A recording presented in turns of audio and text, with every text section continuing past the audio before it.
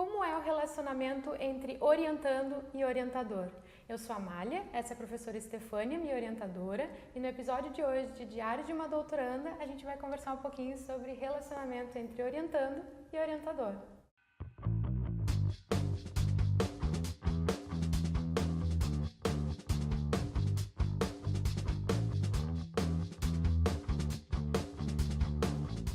Então, professora Estefânia, muito obrigada por nos receber aqui, por gravar com a gente. E eu queria um pouquinho começar se contando como foi a tua pós-graduação, teu mestrado, teu doutorado, quais foram as principais dificuldades. Tá bom, Amália, eu que agradeço, querida, muito obrigada pelo convite, é um prazer tanto estar contigo quanto também poder esclarecer as dúvidas, né, de todo mundo que assiste o canal, que é uma iniciativa muito legal.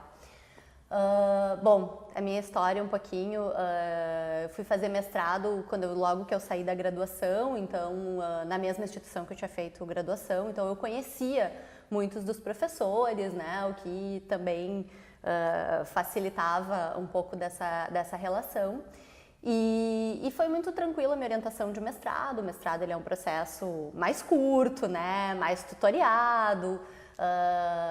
O meu orientador era uma pessoa que ajudava muito, ele tinha, talvez essa fosse a grande qualidade dele, né, mais do que, ele tinha muitas qualidades, mas mais do que as outras, é que ele era uma pessoa que ele conhecia muita gente e que ele dizia, não, isso aqui eu não posso te ajudar, peraí que ele tinha um ficheiro de cartões naquela época, eu vou pegar aqui o cartão do fulano, já vou ligar e vou dizer que eu tô te mandando aí para te ajudar nesse ponto. Então, assim, ele se preocupava muito em conectar as pessoas, né? E de fato isso ajudou bastante para a gente conseguir estabelecer outros relacionamentos e fazer contatos durante o mestrado, mas também era uma pessoa que dava bastante liberdade, digamos assim, para a gente andar sozinho. Acho que isso é uma coisa que às vezes hoje os mestrandos ficam esperando uma tutoria excessiva, né? E não era assim, né? Não era assim nas universidades públicas, elas são menos tutoriadas também que as privadas, é um estilo também de universidade.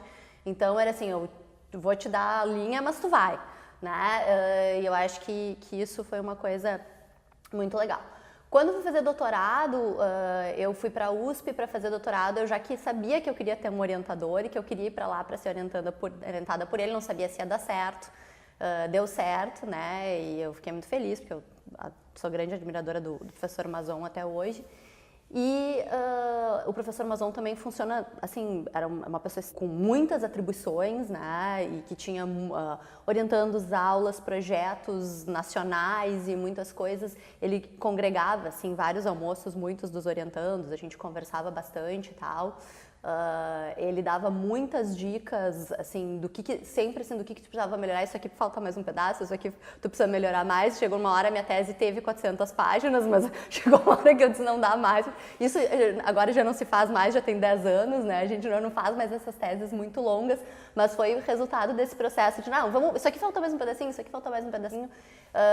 E assim, não dava, não era o objetivo e nem com ele a gente ia fazer nada menos do que fosse muito bom, porque ele estava sempre nos instigando a fazer o muito bom, né? E isso foi muito legal. E quando você se tornou orientadora, o que você quis pegar de bom dessa experiência que teve como orientanda e o que tu quis mudar e fazer diferente para ajudar os teus orientandos, assim? Eu acho que assim, o que de bom a gente sempre tenta...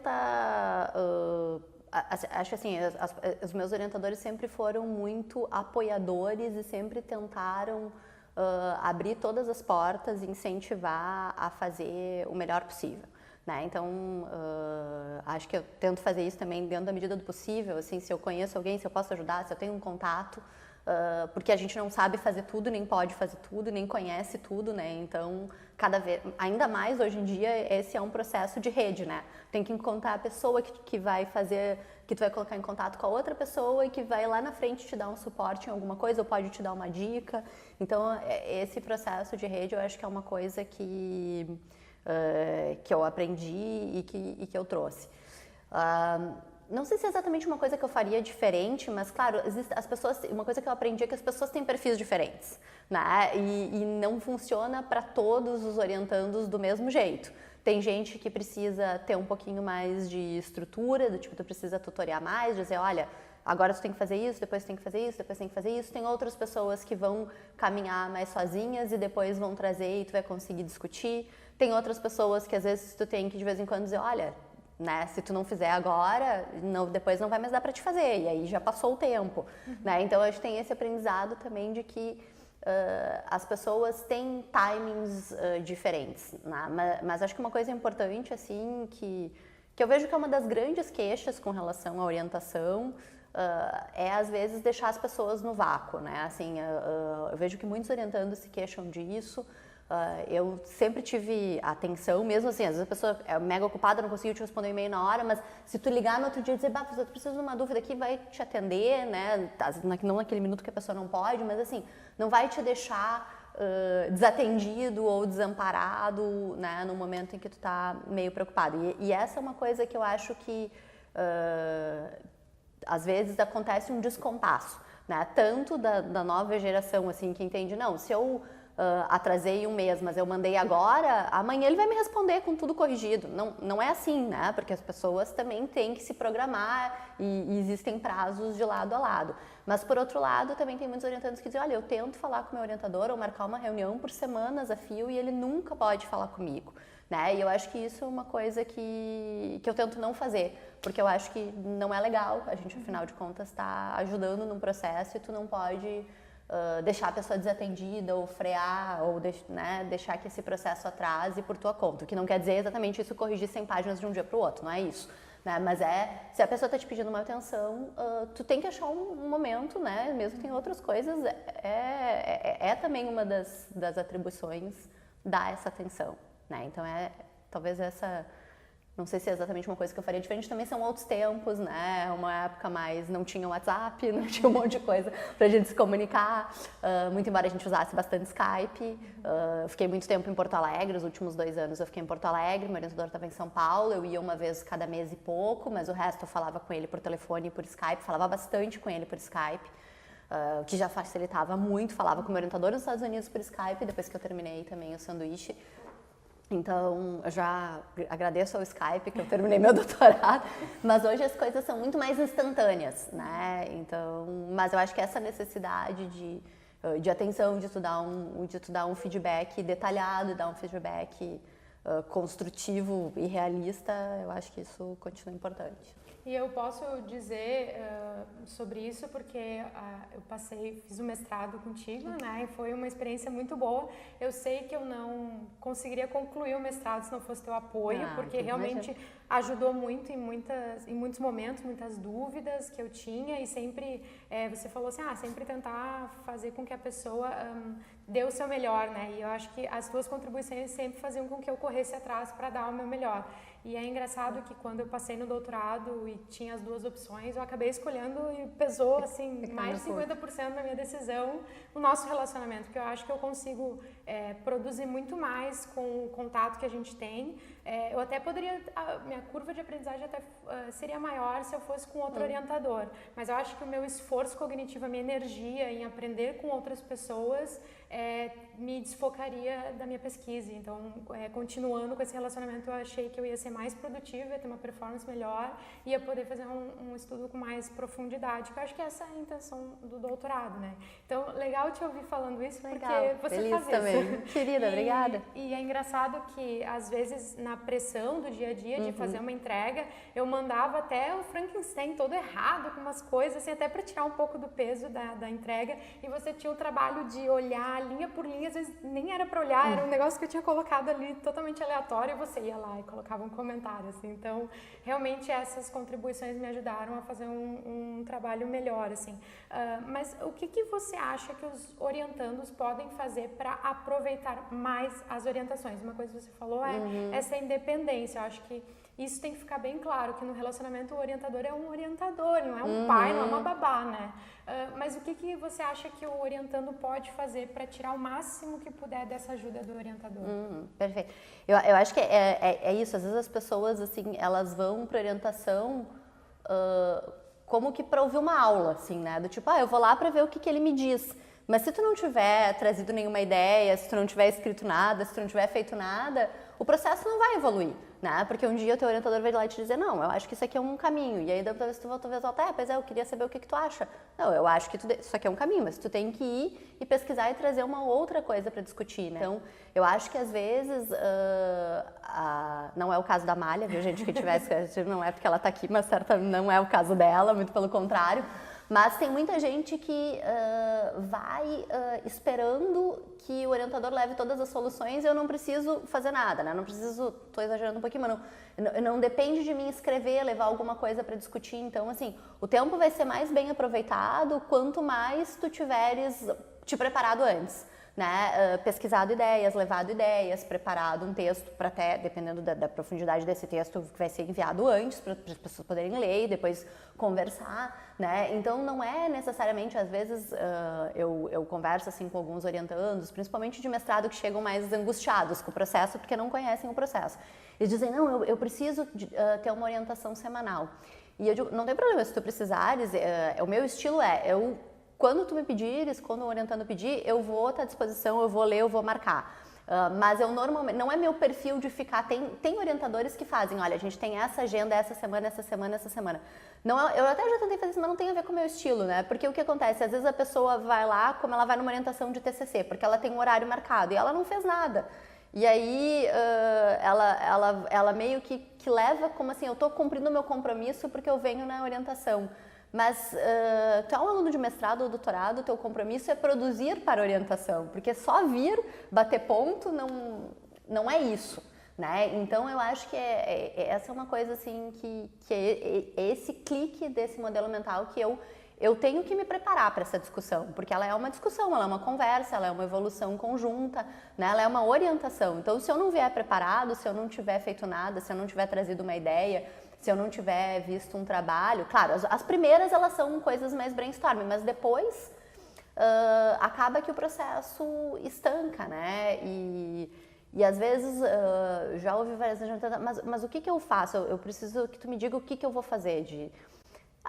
Cara, eu tenho posso ter umas ideias, conversar junto, mas assim, quem tem que gostar do trabalho, né, é quem vai fazer o trabalho, assim. A gente tem algumas ideias, dá alguns encaminhamentos, em algumas situações a gente acaba decidindo, porque se o aluno não vai decidir, tem uma pressão de tempo, bom, então vamos fazer isso aqui, né? Mas o ideal é que isso seja uma construção conjunta, né? Mas para ela evoluir, ela tem que ser de parte a parte, né? Se não te preparar, assim como se tu mandar um texto para o teu orientador, ele não lê e tu for para a reunião e ele não tiver lido, também não vai ser profícuo, né? As duas partes têm que se preparar para quando vai haver uma discussão de conteúdo, né? Entendi.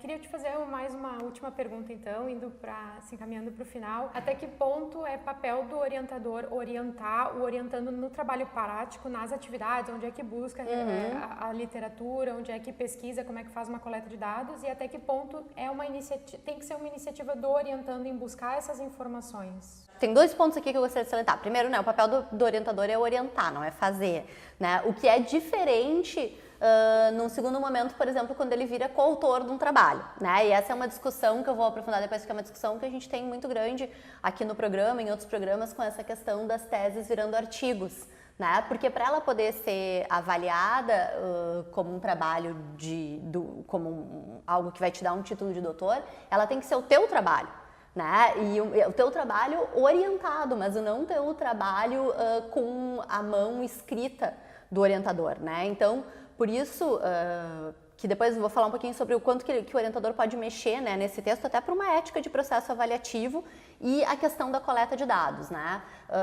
O papel do orientador durante a coleta de dados, em dificuldade metodológica, procedimental, é te explicar como é que tu fazes, é te indicar literatura, é te indicar caminhos para que tu possa fazer. Mas ele não vai coletar, fazer uma busca, claro, tem um artigo legal, óbvio, vai encaminhar.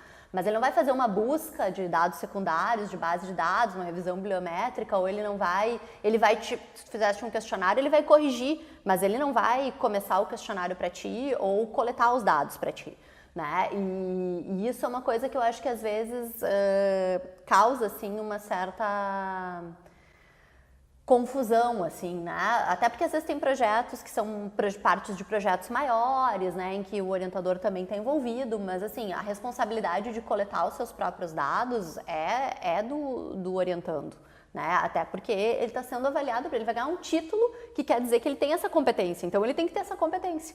Né? Mas o papel do orientador é guiar, orientar, tirar dúvidas, né? Tem muitos que em alguns momentos sentam e ajudam a analisar os dados, né? Existe essa... mas também aí já tem um limite, uma coisa é ajudar, outra coisa é fazer toda a análise de dados para ti. Né? E isso vai para essa questão também do texto, né? Que é uma coisa que a gente discutiu muito, assim, no momento em que eu entrego um artigo que já foi submetido para publicação, por exemplo, como uma parte de uma avaliação para tese, se ele foi submetido com o nome do teu orientador, então ele supostamente ele teve um trabalho do orientador, porque senão também é antiético, né? O cara botar o nome dele se ele não ajudou, que é um papel diferente de quando a gente pega agora, por exemplo, esse artigo que a gente está escrevendo e eu vou lá e escrevo alguma parte. Né? Eu não devo fazer isso na tese da Amália e nem num artigo que ela está recebendo está escrevendo para ganhar um título de doutor, porque ela vai ganhar o título, né? Eu posso dizer, olha, Amália, acho que tu tem que melhorar isso, acho que isso deve ter uma outra ordem, mas eu não vou pegar e vou lá e vou escrever. Quando eu vou lá e vou escrever, supostamente já deveria ter passado pelo processo de avaliação e aí, bom, então vamos escrever juntos o resultado desse trabalho, né? E isso é uma coisa assim, bem séria até por uma questão ética, né? Quando no momento que tu vai receber um título, o título é teu, né? Ele não é teu e do teu orientador, ele é teu. Depois esse trabalho poderá ser, enfim, lapidado e virar um trabalho com cotitulação, enfim, né, do orientador. Então esse limite realmente, ele não é assim, não existe uma regra que diga, o limite termina no momento em que eu disse como analisar, mas não ajudei. Claro que existem flexibilidades, né? Mas é sempre aquilo, né? O trabalho é orientado, ele não é feito, né? Então a gente tem, até seria, né, de novo antiético, escrever um capítulo ou ajudar a escrever um capítulo, botar a mão nesse, tu corrige, mas tu não pode escrever. Sim, tu dá apontamentos, né? Dá apontamentos para a pessoa tá municiada para ela melhorar aquilo ou seguir naquele caminho. Mais uma vez, muito obrigada. Foi um prazer. Aqui. Quando quiserem, a gente faz outra discussão sobre outro assunto. Então tá, se o pessoal gostar lá no canal, deixe um comentário, inscreva-se aqui para poder nos seguir e ficar sabendo dos próximos vídeos. E até a próxima, pessoal.